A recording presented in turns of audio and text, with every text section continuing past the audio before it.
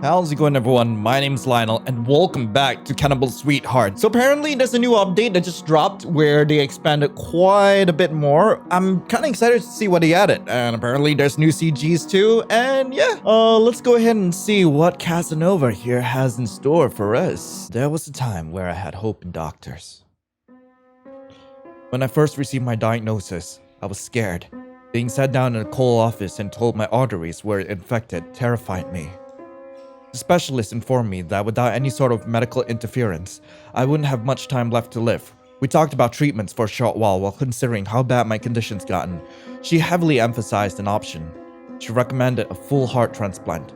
It was obvious the one I had was collapsing with every passing second, that with my hands pressed against my chest for personal comfort, my waking moments were spent in dull misery.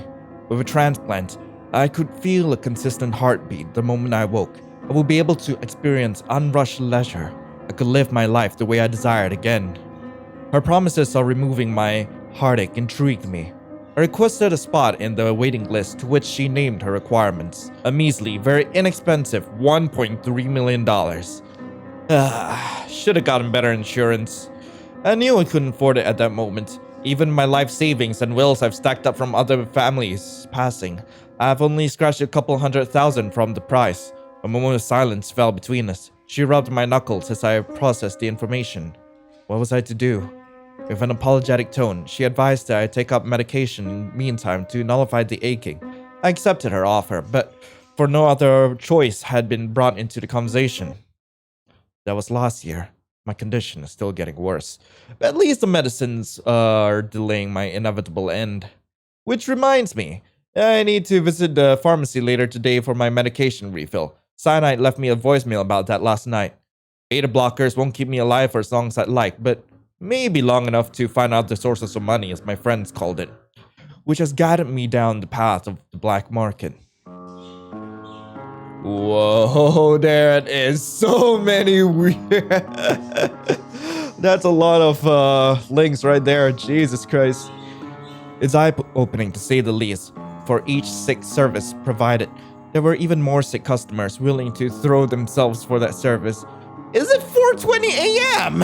My cursor hovered over incomprehensible links on a document I had on the slide, looking for any key terms my friend provided that might help. It's nice having connections. Most of these are just crypto miners. What the hell am I supposed to do with these? My eyes continued scanning the highlighted text. A lot of prostitution services too. Could I make enough money sleeping with random degenerates? I could, knowing the kind of crowd that lurked these forsaken sites. I would either be trafficked or murdered. I sighed, scrolling past the brothel sites. Do I even want to know what bug chasing is? What is bug chasing? Yeah, I do. I clicked on the link, viewing the tab that quickly popped onto my screen. Oh. Maybe if I wasn't edging death, I could make it far in this market. Sadly, heart disease isn't that contagious, nor is it any kind of disease that people are looking for. So I must admit, it's nicely organized. I closed the page. It seemed as if I had gone through the provided links already, for the document wouldn't scroll any further. I assumed I would have to bother Parasite to look for more options. That was until a new cursor on the screen caught my gaze. With piqued interest, I leaned forward to follow it closely. It moved around in erratic circles before typing something into my search bar. You should try this one. I heard the prices were pretty good if you need to buy it from a cheap source. Within a second, a new link was pasted onto the page. A newfound hope sparked within me. I guess somehow my colleague figured out I went through all the sites already. So a strange feeling in my gut emerged. The spark of hope drowned within sudden dread. I thought for a moment. The timing seemed awfully convenient, and my friend's not usually up at this hour. I hovered my cursor over the pasted text, almost as if I was hesitating. There wasn't anything indicating what the site may be. Unease enveloped my senses. It's not like I have much of a choice, though. Beggars can be skeptics. Whoa, hello there, Valentine. When I left-clicked, the site loaded almost immediately. Shades of red, black, and gold replaced the white that once accompanied my monitor. Plasters of text decorated the left side, while directories were listed on the right. I scrolled down a little bit to see more photographs of cut-open carcasses. present in the gallery. Cavities were held open in clasps of metal. Fond memories of my high school physiology class comes to mind. Aesthetically, it wasn't too bad. I read the text aloud to myself. Valentine's anatomy and distribution. Huh. Whether you're in dire need of a replacement body parts or are looking for something to spice up your dinner parties, Valentine's Anatomy Distributions has a wide selection of organs, bones, and even whole cadavers for you to choose from. If you need any assistance, contact a local harvester. Thank you for supporting our local family business. Organ trafficking doesn't usually come to mind when people think of family businesses, but whatever pays the bills, I guess. I glanced at the directories on the site. Body parts were separated into categories, making it a lot easier to navigate. It seemed like categories were determined by systems of the body: cardiovascular, muscular, skeletal, and for some reason, reproductive, to name a few. Sick freaks. I navigated myself to the cardiovascular category. Blood cartons? No. Arteries? Nah. Lungs? Shouldn't that have been the respiratory catalog? Oh, here we go. Ooh, hello.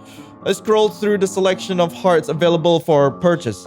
The product displays were awfully graphic. A majority of organs were displayed beneath photos of young donors, if we can even call them that. I had no idea why these photos were necessary. All I needed were the prices. I couldn't help but pay attention to the photos though. They were taken like mugshots, yet not a single pair of eyes had any sort of life within them. Their cold stare sent a shiver down my spine. It didn't help my case that a majority of them looked like those I knew in the past. I swallowed uncomfortably. My phone started erratically vibrating against my desk. I glanced at the screen to check the contact. Caller unknown. I stared at the dim light, mentally calculating who this might be. Maybe my colleague had to get a new burner phone. It wasn't rare of it to lose a new one every 3 weeks. It seemed awfully suspect though. The timing, the phone call, the lack of information. I wasn't even sure if this was my colleague anymore.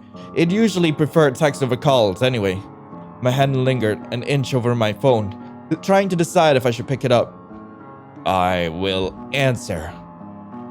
I answered the call, leaning back against my chair with my eyes still fixated on the site. Who's this? Whoa, Carazon! What happened to you? How are you? Always gotta be suspect, huh? A smooth, accent voice emitted from the speaker. I rolled my eyes at the response he gave me. What a charmer. I've every right to be suspect, don't I? Yeah, but you don't have to be rude. I could practically hear the pout in his voice. It's not that I was trying to come off as ill-mannered.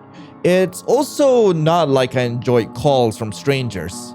And you don't have to be so dismissive for my question, but you seem awfully avoidant on telling me who you are. I heard him laugh a bit beneath his breath. I could almost picture him lying on a bed on his stomach, twirling his hair around his fingers and kicking his legs like a high school student talking to their week-long partner. Because it's fun talking to you like this, all confused and annoyed. God, it's attractive. I'm starting to think this guy's getting off to this. Nevertheless, I played along. Maybe I'd be a little less annoyed if you at least gave me a hint of who you really are. I like knowing who I'm talking to. Oh, amor. I thought you would have gotten the idea by now, but I guess since your brain is as dysfunctional as your heart, it'll be nice and give you a clue. I've never wanted to sock someone in the jaw as much as I do right now. Wait, did he? I'm your friendly little organ harvester. Harvester? Oh, this guy must be from the distribution. That makes sense. Wait, did my VPN expire? Was I no longer anonymous? How the hell did he? How did you know my number? I have my ways. So hard, huh? I bet those arteries are practically suffering. What with all the amount of plaque infested in them, huh? Poor thing. It didn't take me long than a second to process his words. My stomach dropped at his questions, my dread only growing worse.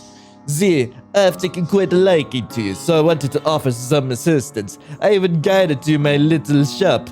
If you'd be stupid not to accept my help. You can't be freaking serious. Oh, but I am. I know all about your little condition at my vida. Fatty vessels and breathless misery. Coronary artery disease be damned. Reluctantly, I chuckled in agreement with his statement. While it was strange that he knew more than he should about me, his equable demeanor almost balanced his uncanniness. I guess since I have the friendly organ harvester on the line, I may as well ask for his assistance. So, how much would a basic functioning heart cost me? You know you have the site open, right? You can just check there. I heard him snicker to himself. But it's more like a gremlin giggle. Every vowel was enunciated by his dorkish tone before he ended his giggle episode with a deep sigh. Nah, I actually got a deal for you. Something I've never offered to any customer. Don't you feel so special, sweetheart? Don't patronize me, harvest freak. What's your offer? I'll hook you up with a fresh and healthy art along with a surgeon who won't ask questions about your procedure. If you let me take you out on a date. This proclamation caught me off guard. If I knew I could date my way into a surgery, I would have just joined one of the brothels I had in hand. Despite all common sense screaming at me, I egged him on with intrigue. What kind of date? Like going out for dinner? A little something more? Or could it be that you're a little more interested in taking it another step further, Mr. Valentine? Oh, only if you're the main course. I couldn't help but laugh at a stupid joke. So, thinking back on what this guy does for a living, he may not be kidding. You know that cemetery a few blocks away from the pharmacy? The one with the creepy angel statues and intricate gravestones. La Ville's cemetery? Yeah, that's the one. I was thinking we grab some snacks, walk around for a bit, see how the people of La Ville met their dooms. A basic get to know you sort of date. How does that sound, my Vida? If we have a nice time, I'll get you that surgery. What do you say, mi Vida? Yes, like frick yes. Why would I say no to this? Heck yeah. Alright, you got yourself a date. Date is date ass. I could hear excited yells of Spanish erupted from the other line. An unconscious smile took advantage over my lips as I listened to him hype himself up. Also, guys, yes, I am very well aware of the fact that Casanova Valentine is likely Spanish, but I am gonna stick to the Count's accent. Like, you can't stop me. So his cheers were short-lived once he remembered I was still on the call. He cleared his throat and apologized. So, meet you at the pharmacy at 6 tonight. A little late night date, huh? Well, sure, but I don't even know what you look like or even your name. How should I know you're not just gonna ditch? I'm not the kind of guy, Carazon. Promise, look for a dude with white wavy hair and a red sweater. No, God, did I just agree to date with an old man? Shut it, Art Disease. I'll see you then. Wait. Before I could ask for his name, he left the call, leaving me in silence. I sighed, setting my phone back onto the desk. I closed the tabs on my computer and tossed myself onto bed. I decided to catch a quick nap so I wouldn't look like death the next time I met this nameless stranger. My body melted into the covers, as did my distraughtness into nothing. A yawn erupted from my lips. My eyelids inclined, forcing my eyes shut as fatigue controlled my sickly form. I could only hope my desperations didn't lead me to my demise. Perfect timing. God damn! It's time. The sensation of my phone vibrating against my covers forced me from my slumber's sweet grasp, a groan of annoyance emitting from my dry lips. Accompanying my alarm were thin rays of light, sneaking past the glass and onto my face as I woke up. I felt miserable. I fluttered my hands across the mattresses in an attempt to find my device, mumbling tiredly to myself as I did so. Once I felt the vibrating object within my hand, I picked it up and glared at the screen. The screen read an overly familiar name. Upon reading said name, I sighed and prepared myself for its usual enthusiastic greeting. With heavy reluctance, I answered the call. Good morning! Hi! Oh, this is Parasite. Good morning! Hi! You still alive? My God, dude! Yes, Perry. I'm still alive. Don't worry. Good! I've always wondered how Parasite could be so loud and energetic moments after getting out of bed. I started suspecting that it was snorting straight caffeine. It wouldn't be unusual of it after all. I heard a sniffle. You sound like you just woke up after getting your ass beat in the middle of a corner store parking lot. Yeah, no poo. Yeah, I was sleeping just fine before you woke me up. I have a date later tonight, so I want to at least look like I didn't crawl out of a grave 3 minutes prior. Okay, sorry, man. It fell silent for a moment, processing the comment I made, soon breaking said silence with a shallow gasp. Wait, what? Oh my god, you got yourself a date after all this time. My little Lionel's finally getting some... I scoffed and laughed at its melodramatic response. Oh, shut up! You're so annoying, my god! Nah, you're lying. You can live without me. Who's the lucky person, though? Well, should I tell Parasite about the engagement? Yeah, I'm gonna tell Parasite about what happened. Considering how it's practically led me into the arms of an organ-obsessed stranger that might just save my life, I might as well be truthful about it. You know how you gave me a bunch of sites and markets to look through last night? Oh yeah, did any of them work out for you? Sort of. It was weird though. Some guy somehow managed to get onto my monitor and linked another side of the document. Valentine's Anatomy, something I think it was called. The guy that called me said it was a harvester for the company. And looking back, I think I saw his face in a couple of photos. Parasite didn't give me a response. Even as I waited, it remained silent. Eerily quiet. I assumed it was too busy getting ready for the day, so I continued. We should probably check the VPN to see if it's expired when I get home, by the way. But then the guy called me up and offered me a deal. He said if I went on a date with him, he'd get me a heart transplant. What did he sound like?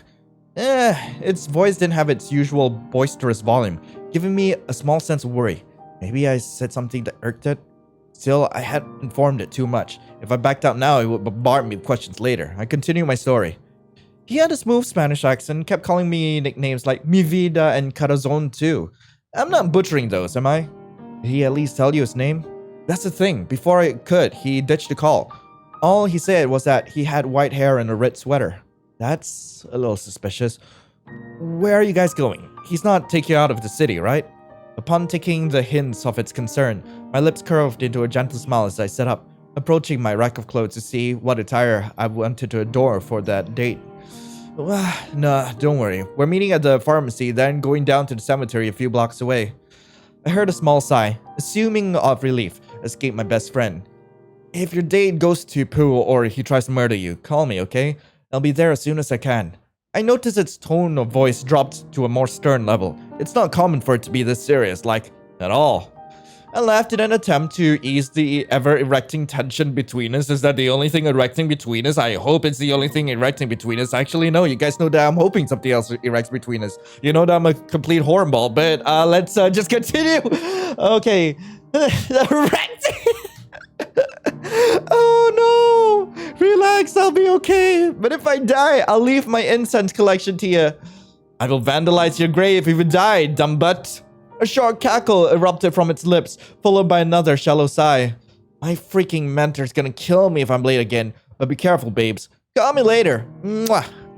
I said my goodbyes and left the call, tossing my phone back onto the bed after checking the time and inserting my gaze back onto the rack. Oh, poo. Did I really sleep that long? Regardless, I shuffled through the selection of clothes I had before me, taking account of what I wanted to look like before putting on what I wanted and hauling butt into the shower. Because sleep sweat feels absolutely rancid. I spent the next hour or so getting ready for my date. The deepening bags beneath my eyes didn't completely disappear, but it wasn't as if they didn't budge, which was all that mattered to me. As I was about to head out the door, my body halted me. Was this really my ideal method of getting my heart transplant? Was I really this desperate for the heartache to stop? Am I going to be safe? I sighed heavily. I recognized that would be no use to ditch our date. What with the accusations that the stranger would do such things hours prior, my digits wrapped themselves around the doorknob. With one final deep breath, followed by a sharp sting that brought my abdomen parallel to my thighs, I opened the door and made my way to the pharmacy. I need to be careful. The scenery outside was just like any other day. Fog plagued the darkening skies, allowing the neon lights of the pharmacy signs to illuminate the parking lots and surrounding the plazas. Approaching the entrance, my eyes glazed the scenery, looking for a figure with the descriptions the stranger informed me of during our call. White hair, red sweater, white hair, red sweater, white hair. I think that's him. Hi. I did not expect you to be this cute.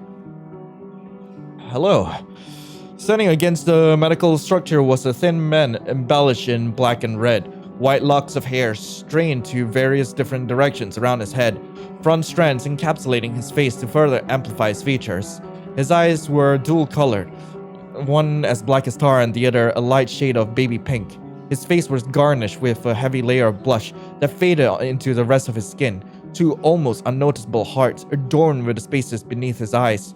He had facial piercings as well, his bridge silver and his brow gold. On his soft lips sat an effortless smile, matching perfectly together with the rest of his expression. His stance, fingertips kissing each other, completed his first impression.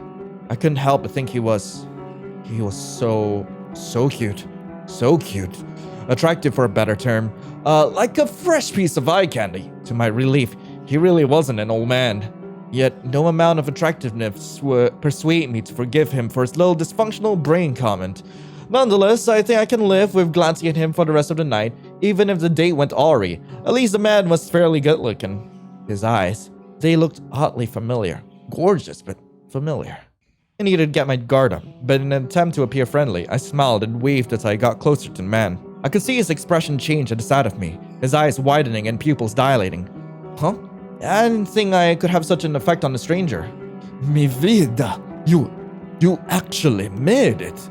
You know, you're hot as is, but it's way better seeing you up close.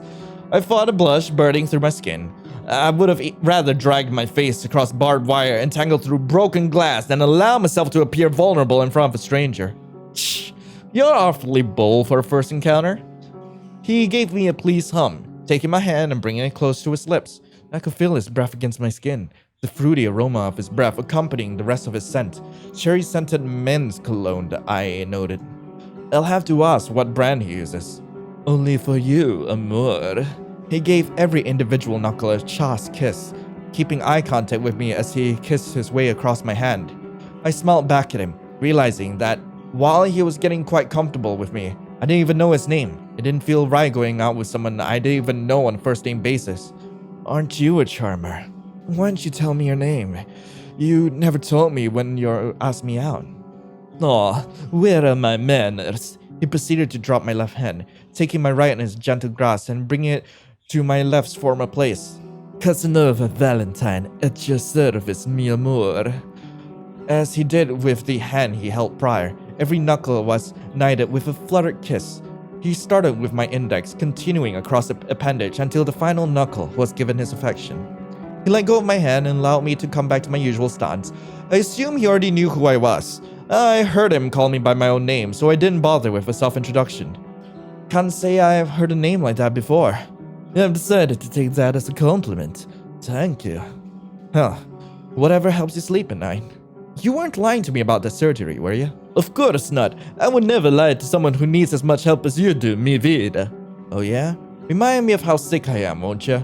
You'll be thanking me later tonight. Oh, I'll definitely be thanking you. I'll be like, oh yes, thank you, Casanova. Oh yes.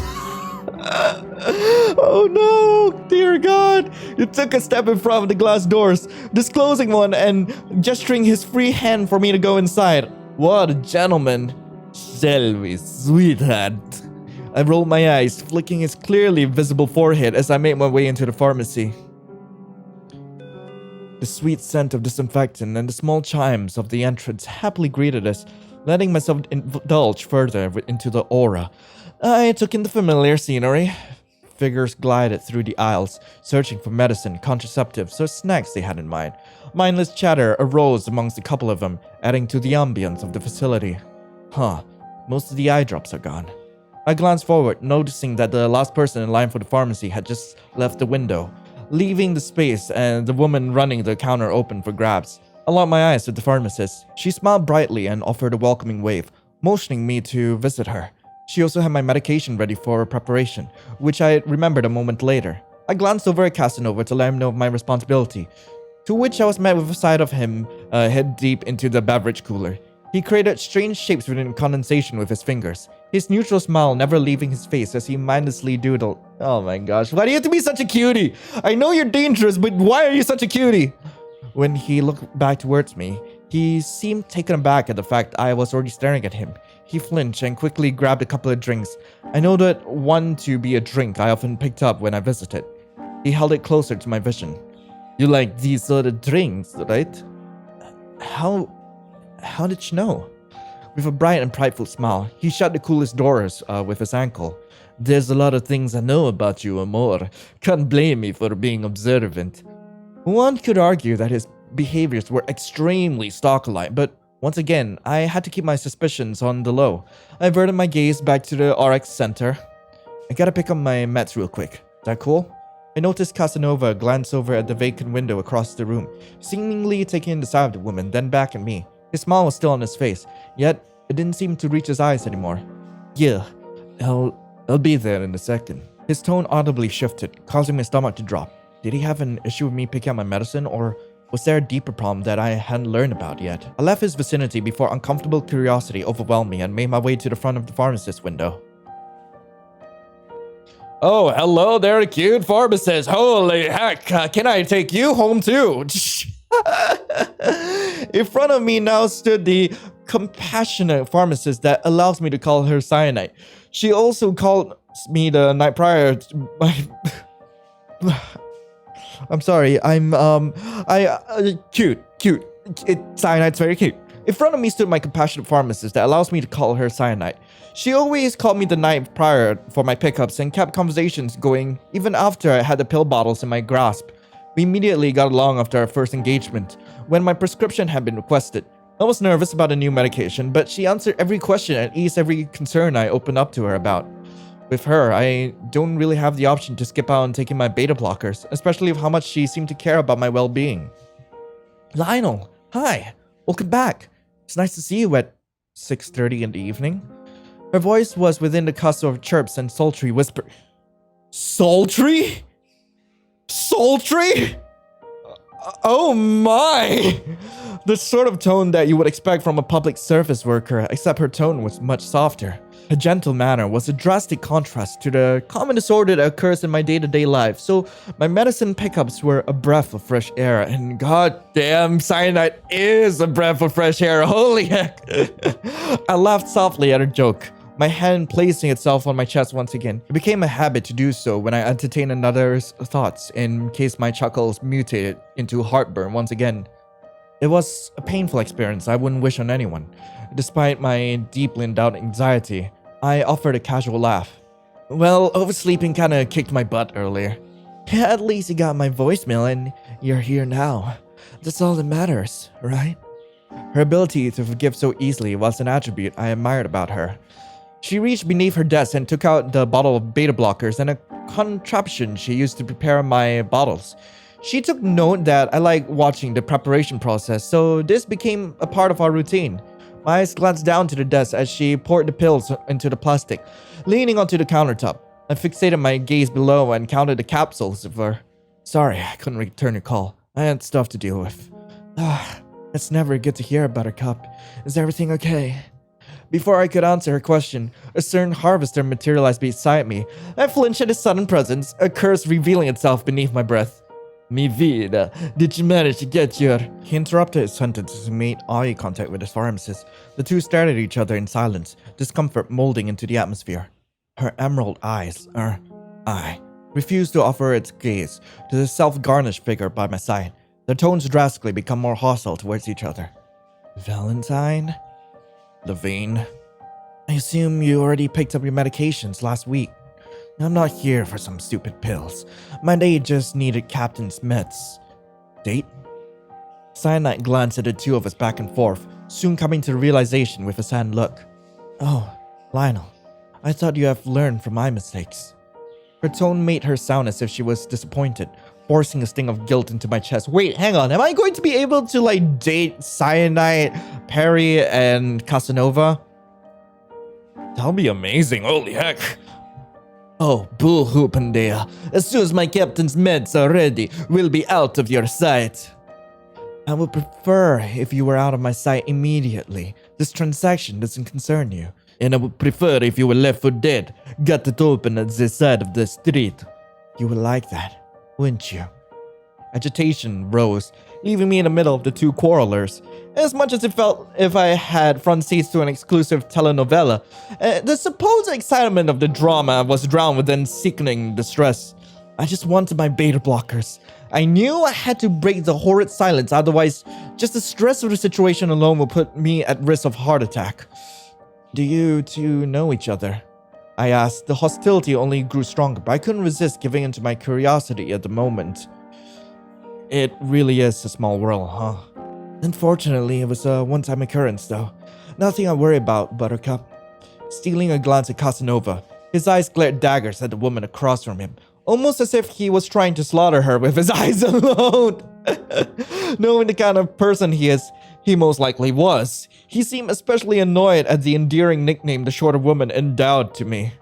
Cyanide leaned closer in my direction, her lips grazing the side of my cheek as she handed me the package. Don't let the man out of your sight, alright? I froze for a second, a sense of dread washing over my entire being as she backed away. The hell did she mean by that? She was awfully aggrieved at my current situation. Given my troubled glances, she spared me. Should I have said no to Casanova's proposal?